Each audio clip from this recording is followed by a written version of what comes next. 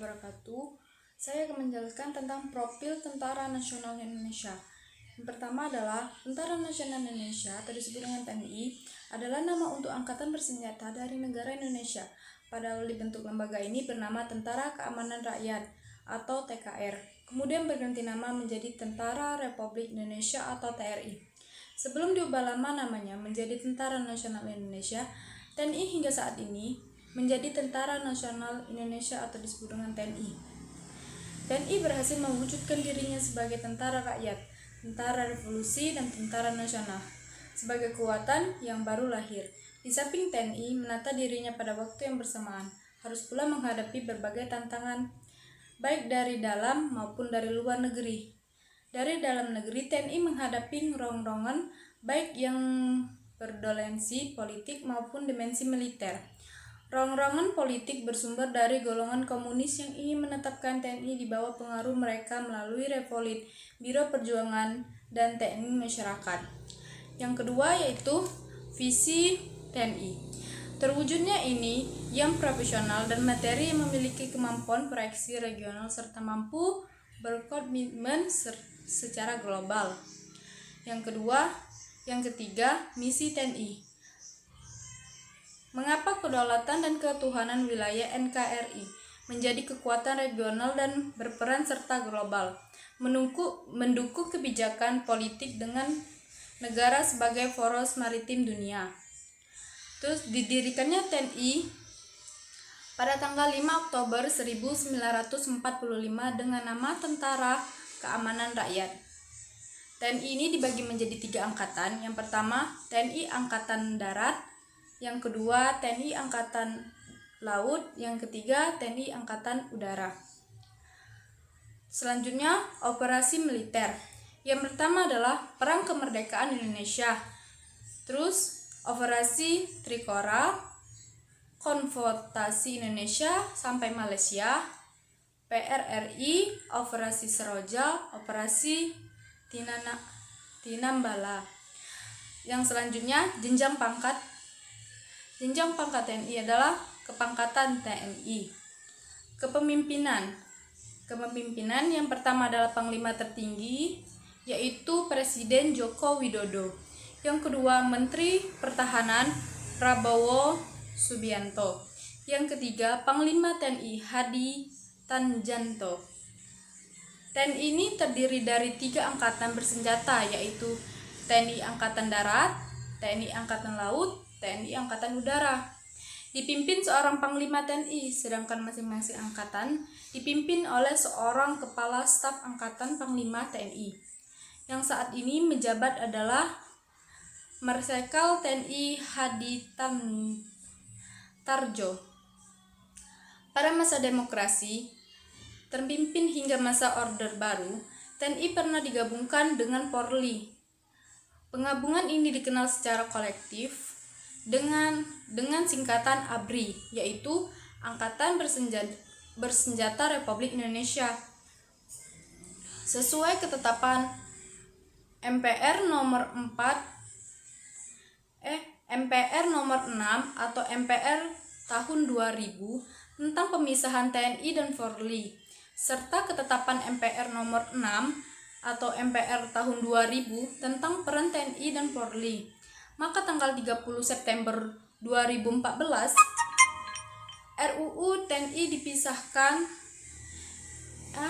pada tanggal 30 September 2004 RUU TNI disahkan oleh DPR yang selanjutnya ditandatangani oleh Presiden Megawati Soekarno Putri pada tanggal 19 Oktober 2004. Terima kasih.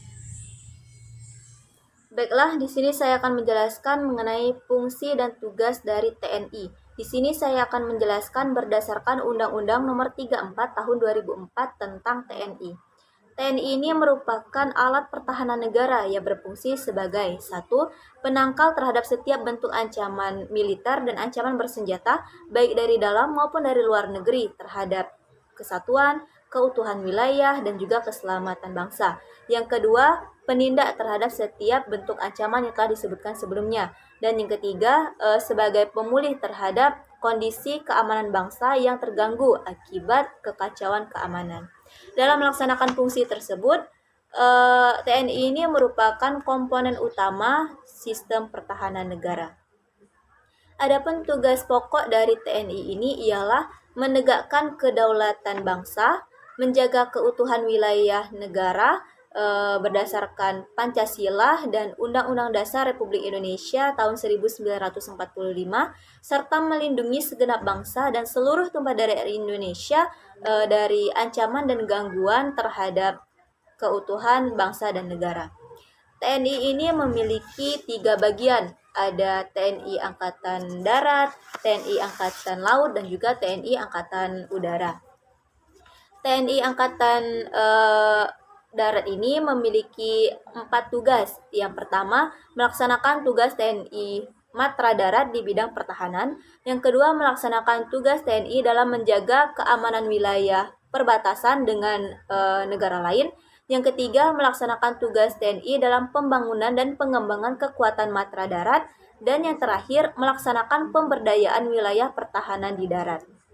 Sedangkan TNI Angkatan Laut memiliki 5 tugas. Yang pertama, melaksanakan tugas TNI Matra Laut di bidang pertahanan. Yang kedua, menegakkan hukum dan menjaga keamanan di wilayah laut yurisdiksi nasional. Yang ketiga, melaksanakan tugas diplomasi Angkatan Laut. Yang keempat, melaksanakan tugas TNI dalam pembangunan dan pengembangan kekuatan Matra Laut.